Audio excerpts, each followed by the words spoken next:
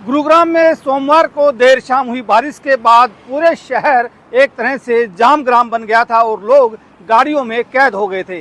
उस वक्त आपने इसी रास्ते की तस्वीरें देखी होंगी, जो कि एक ऊंचाई से तस्वीरें ली गई थी, जिसमें दिखाया गया था कि गुरुग्राम में गाड़ियों का किस कदर एक तरह से लंबा जाम लग गया है और लोग गाड़ियों में कैद होकर रह गए हैं। वो पूरा ये जो रास्ता है, नेशनल हाईवे नंबर 48 का जो ये रास्ता था, जो साइबर हब से और गुरुग्राम के एमजी रोड की तरफ जो रास्ता आता है, वहाँ की ये तस्वीरें थी जो अपने आप में दिखा रही थी कि गुरुग्राम में जल भराव के बाद किस तरह से जाम के हालात बने हैं। उसके बाद से लगातार गुरुग्राम प्रशासन जो है इस कोशिश में लगा है कि आज कम से कम जाम ना लगे। इसके चलते ना सिर्फ छुट्टियों की गई स्कूलों की, बल्कि कंपनियों को भी एक तरह से निर्देश दिया गया था कि वो वर्क फ्रॉम होम की तर्ज पर काम कराएं। और उसके बाद लगातार गुरुग्राम ट्रैफिक पुलिस जो है वो भी इस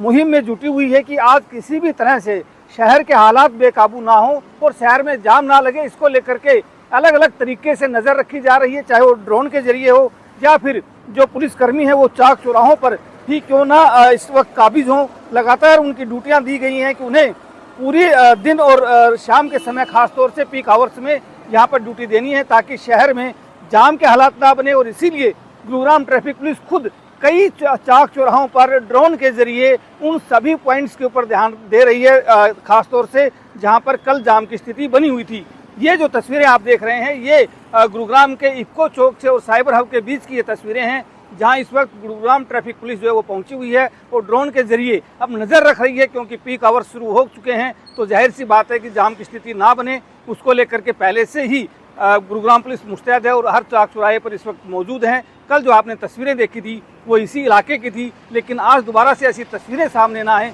इसलिए प्रशासन भी अलर्ट मोड पर है। और इसीलिए गुरुग्राम में ना सिर्फ स्कूलों की छुट्टियां की गई, बल्कि वर्क फ्रॉम होम की तर्ज पर जो प्राइवेट जो कंपनियां हैं उनको भी सलाह दी गई थी, जिसके चलते आज हालात कहीं ना कहीं सामान्य हैं। धर्मेश शर्मा, न्यूज़ 18, गुरुग्राम।